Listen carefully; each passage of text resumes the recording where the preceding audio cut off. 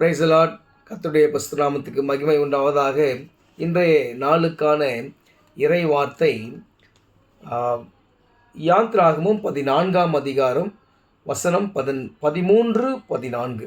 இந்த வசனத்திலே இஸ்ரேல் மக்களுடைய கானானை நோக்கி பிரயாணம் வருகிறது.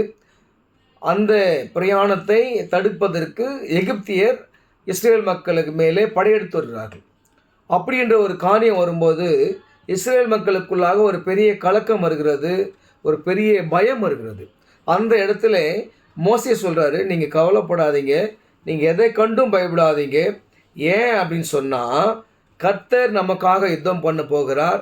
அதனால் இப்போ நீங்கள் பார்க்குற அந்த எகிப்தியரை இனிமேல் நீங்கள் காண்பதில்லைன்னு சொல்கிறார்.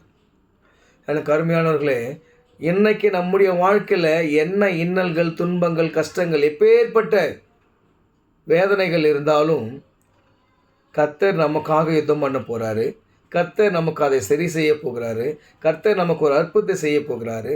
அதனால் நாம் இனிமேல் நம்முடைய வாழ்க்கையில் இப்பேற்பட்ட கஷ்டங்களை, இப்பேற்பட்ட கடன் பிரச்சனைகளை, இப்பேற்பட்ட வியாதிகளை, இப்பேற்பட்ட ஒரு சமாதானம் இல்லாத ஒரு வாழ்க்கை, பயத்தின் ஆவி, பிசாசின் ஆவி, இது எல்லாவற்றையும் கர்த்தர் நமக்காக விடுதலையாக்க போகிறாரு.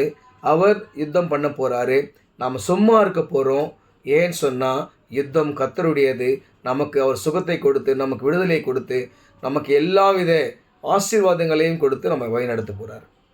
அழகான ஒரு வசனம், 14ஆம் வசனம். கர்த்தர் உங்களுக்காக யுத்தம் பண்ணுவார், நீங்கள் சும்மா இருப்பீர்கள். நீங்கள் இதை வாசித்து பாருங்கள். கண்டிப்பாக என்ன சூழல் இருந்தாலும் உங்களுடைய வாழ்க்கையில், ஆண்டவரே நீங்கள் எனக்காக யுத்தம் பண்ணுவீங்கன்னு உங்களுடைய வசனம் சொல்லுது. நீங்கள் அது எனக்காக இந்த விஷயத்துக்கு நீங்கள் யுத்தம் பண்ணுங்கள், என்னால் முடியலரா அப்பான்னு சொல்லி அவர் கையில் ஒப்பு கொடுங்க. கர்த்தர் நமக்காக யுத்தம் பண்ணுவார், நாம் சும்மா இருப்போம். அந்த இஸ்ரேல் மக்கள் அந்த எகிப்தியரை முறியடிக்கலை, கர்த்தர் முறியடித்தார். இஸ்ரேல் மக்கள் முன்னோக்கி கானான் தேசத்துக்கு சென்றார்கள். அப்படி நம்முடைய வாழ்க்கையில் எப்பேற்பட்ட கஷ்டமாக இருந்தாலும் எல்லா வித கஷ்டங்களையும் எடுத்து போட்டு கர்த்தர் நம்மளை முன்னோக்கி செல்ல கிருபை செய்வாராக. ஆமென்.